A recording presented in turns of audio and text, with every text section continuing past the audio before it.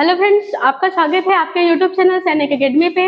मैं नेहा मैम आपको देखिए हिंदी के कुछ टॉपिक लेकर आई हूँ जिसमें आपका रस देखिए जो आपके आगामी एग्जाम है, जैसे यूपी बीएड की बात करें या फिर जो वीडियो की वैकेंसी आई हुई है या फिर ग्राम विकास अधिकारी, वीडियो मतलब ग्राम विकास अधिकारी, इन सब में जो आपका हिंदी के क्वेश्चन है वहां से एक क्वेश्चन आपके कन्फर्म होते हैं।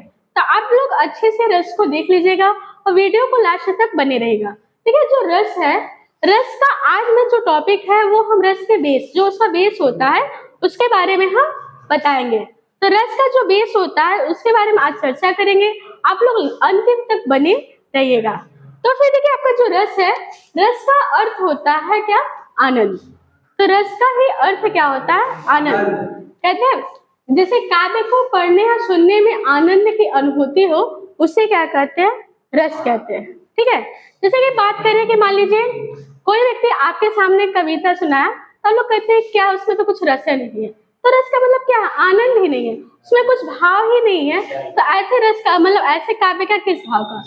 तो जो रस का ही अर्थ क्या होता है? वो आनंद प्रदान करना। फिर देखिए जो रस को क्या कहते हैं? काव्य की आत्मा या काव्य का प्राणत्व। तो जो एक लाइनर में क्वेश्चन बन जाता है कि रस को क्या कहते हैं? तो रस को काव्य की आत्मा या काव्य का प्राणत्व कहते हैं। फिर देखिए आपके भरत मुनि के अनुसार जो रसों की संख्या होती है वो कितनी होती है? 8 होती है। तो अगर क्वेश्चन एग्जाम में पूछ लेता है, पूछा भी है कि भरत मुनि के अनुसार या भरत मुनि ने रसों की कितनी संख्या बताया, तो भरत मुनि ने रसों की कुल संख्या कितनी बताया? 8। लेकिन बाद में कुछ आचार्य है उन्होंने 2 रस जिसमें आपका वात्सल और भक्ति रस को जोड़ दिए और जिससे कुल रसों की संख्या कितनी हो गई? 11। तो आपको अगर पूछ दे कि कुल रसों की संख्या कितनी है तो 11। अगर पूछ देगा भरत मुनि के अनुसार कितनी है तो आपके 8। फिर देखिए हम बात करते हैं रस के अंग। देखिए आपका जो रस के अंग है बहुत ज्यादा कंफ्यूज करने वाला होता है। आप जैसे कि रस में हास रस या फिर शोक रस ये सब पढ़ लेते हैं, लेकिन इसके अंग जो होता है जैसे कि इसमें 4 अंग होते हैं, स्थायी भाव, विभाव, अनुभाव और संचारी भाव। किसी को नहीं समझ पाते कि स्थायी भाव क्या है या फिर विभाव क्या है, अनुभाव क्या है, संचारी भाव।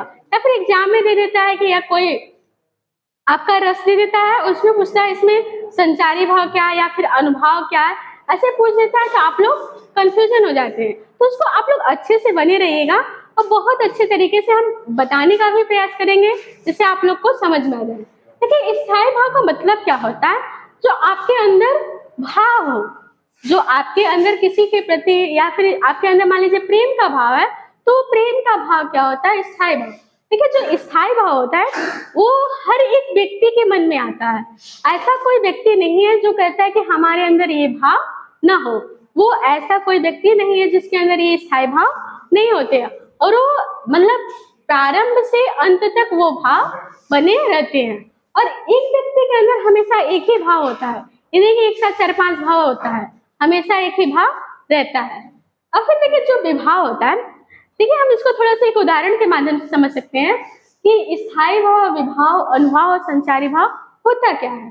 देखिए स्थायी भाव हम बताएं कि एक भाव होता है, विभाव क्या होता है? एक कारण होता है। या फिर हम उदाहरण लेते हैं, मान लीजिए अभी बात किए कि मतलब एक कोई लड़का है एक लड़की को देख रहा है, तो उस लड़की को देखने के प्रति उसके मन में क्या है?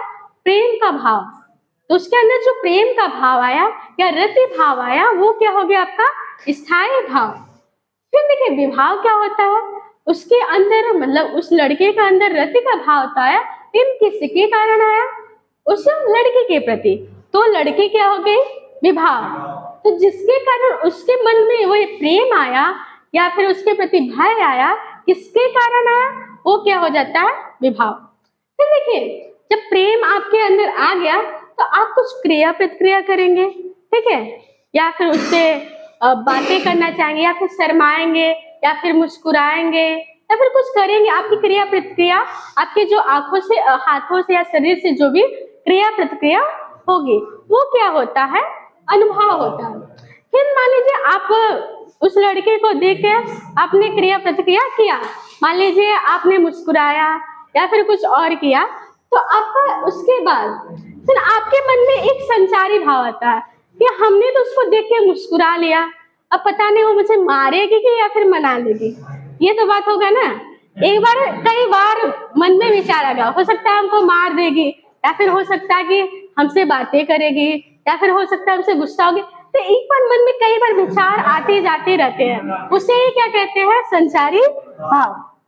तो संचारी का मतलब ये क्या होता है, मन में भाव का आने जा संचरण करना, मतलब आते जाते रहना। तो हम जहां तक समझते होंगे कि आप लोग उदाहरण के माध्यम से समझ ले होंगे। फिर देखिए जैसे बात करते हैं स्थायी भाव, तो स्थायी भाव की बात करें तो ये स्थायी भाव का मतलब ही होता है प्रधान भाव। ऐसे भाव, ऐसे नाट्य में जो भाव होते हैं वो क्या होते हैं, प्रधान होता है। हमेशा वो नाटक या काव्य में प्रारंभ से लेकर अंत तक बना ही रहता है। और फिर जानते हैं जिससे वो अपने भावनाओं को प्रकट करने में समर्थ हो। इसकी संख्या आपकी क्या होती है, 9। देखिए एग्जाम में बात करता है, जैसे कि हम बात करें अभी बताएं कि रसों की कुल संख्या 11 है, तो स्थायी भाव तो भी 11 होने चाहिए।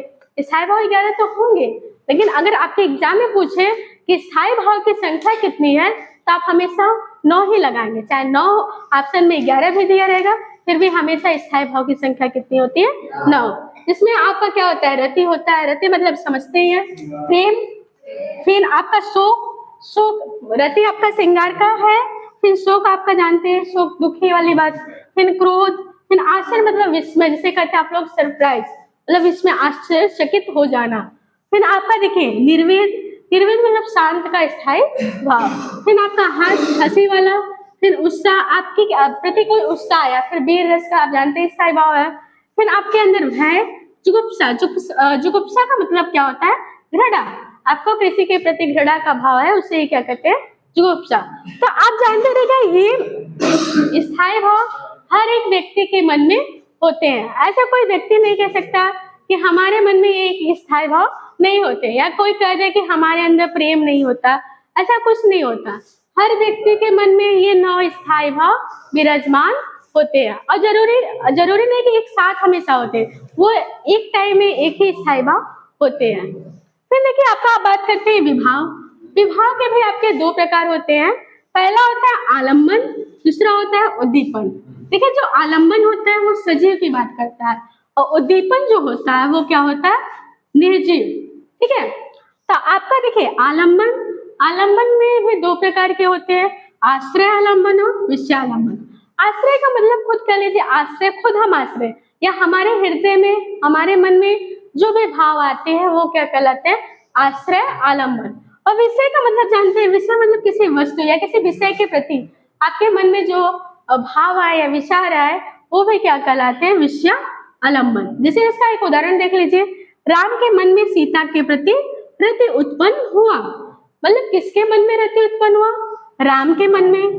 तो राम के ही मन में होता, राम के मन में ही रति क्या लिया, आश्रय लिया, तो ये क्या हो जाएगा, आश्रय। राम क्या हो जाएंगे, आश्रय आलम्बन, और सीता क्या हो जाएंगे, विषय आलम्बन। जैसे कि हम बात कर ले कि हम सांप को देखकर डर गए, तो हमारे अंदर भय आया, मतलब भयभीत हुए, तो हम खुद भयभीत हुए, तो हम क्या हो गए, आश्रय आलम्बन।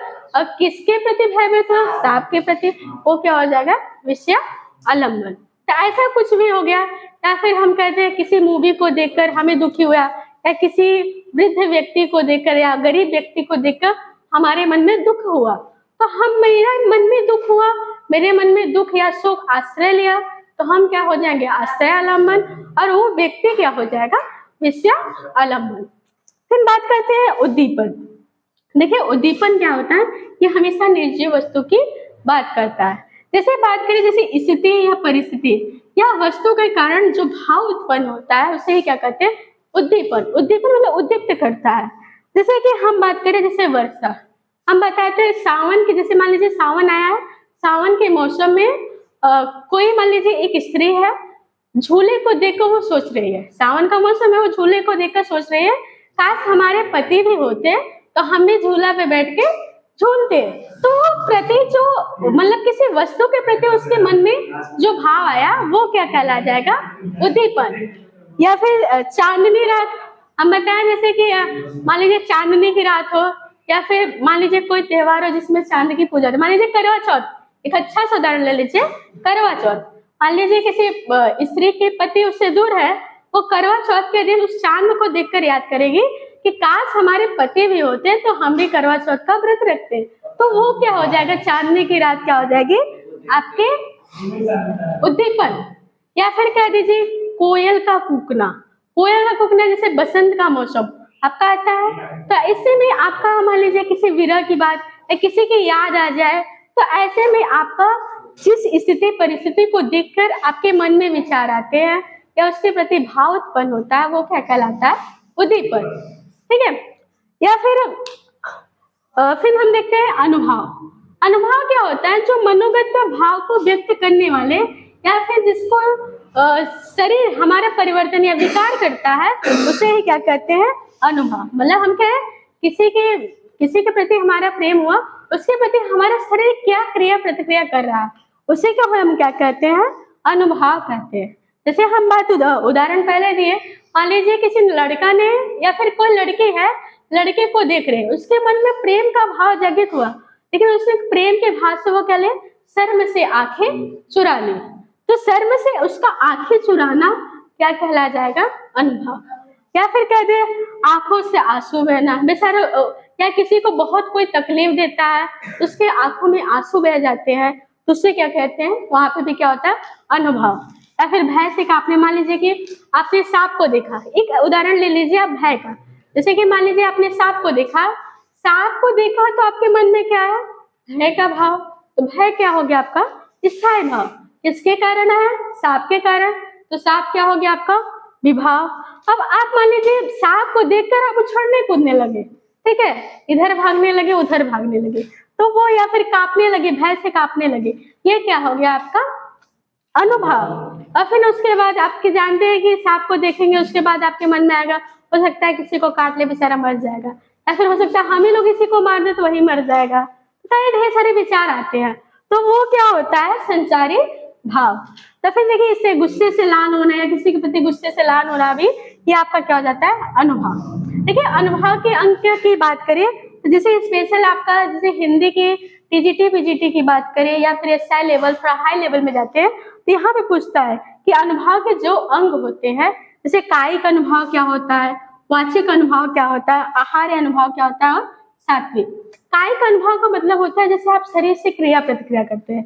जैसे मान लीजिए हम बोले कि किसी लड़की को देखकर आप अपने बालों को फेरने लगे, तो आपके शरीर का क्रिया प्रतिक्रिया कर रहे हैं ना, तो वहां पे क्या हो जाए, कायिक अनुभव। फिर देखिए वाचिक अनुभव, वाचिक मतलब मुंह से बोल रहे, वाचिक मतलब क्या होता है, बोलना। मान लीजिए आप किसी लड़की को देखे, अब बोले कि वाह बहुत सुंदर लड़की है, या कुछ और बोल देंगे, हम लोग तो और कुछ बोलते हैं, तो उसमें जो वाचिक है, तो आपका किसी शब्द के द्वारा बोला गया शब्द क्या होता है, वाचिक अनुभव। फिर आहार्य क्या मतलब क्या होता है, जैसे कि आपका वेशभूषा, किसी वेशभूषा को देखकर जो आप क्रिया प्रतिक्रिया करें वो। फिर आपका सात्विक मतलब होता है जैसे भय से कांपना, वो ऐसे सब जो क्रिया आती है, ये सब क्या होती है, सात्विक अनुभव। फिर आपका देखिए संचारी भाव, इतने उदाहरण में आपको संचारी भाव बताने की जरूरत ही नहीं होगी, समझ गए होंगे कि संचारी भाव क्या होते हैं। हम बताएं कि मान लीजिए आप किसी लड़की को देखे, उसके मन में विचार आए, तो आप सोचे जिसे कह रहे ना, शर्म से आंखें चुराए या मुस्कुराए, तो आपका क्या है कि हो सकता है कि हम उससे मुस्कुरा रहे तो एक तमाचा मार दे, या हो सकता है कि हम उससे बातें, या हो सकता है वो आगे मुझसे बातें कर ले, या फिर ढेर सारे विचार आते जाते रहते हैं। तो संचारी भाव का मतलब क्या होता है, मन में संचरण करने वाले, मन में आते जाते वाले विचार ही क्या कहलाते हैं, संचारी भाव। इसकी संख्या क्या होती है, 33। जैसे हम बताएं कि स्थायी भाव एक टाइम में एक ही बार स्थायी भाव होता है, लेकिन संचारी भाव एक टाइम में मतलब एक समय में कितनी बार, 3-4 संचारी भाव हो सकते हैं। तो आपका ये जो विचार होते हैं ये स्थायी नहीं होता है, ये आता जाता रहता है। ये नहीं कि आपके मन में विचार आया तो स्थायी, जैसे आपके अंदर प्रेम आया तो स्थायी हो जाता है, लेकिन ये जो संचारी भाव है ये आते जाते रहते हैं। तो देखिए आपका जो रस से संबंधित आपके रस के जो अंग है बहुत ज्यादा इंपॉर्टेंट है। लगभग करके कंफ्यूजन होता है, आप रस पढ़ लेते हैं, उदाहरण पढ़ लेते हैं, उसमें मान लीजिए कुछ तुक्का उक्का लगा भी लेते हैं, लेकिन इसके अंग जो होते हैं वो समझ में नहीं आते। जिसको आप लोग अच्छे से देख लीजिएगा और इस वीडियो को ज्यादा से ज्यादा लाइक करेगा, शेयर करेगा, सब्सक्राइब कर लीजिएगा। धन्यवाद।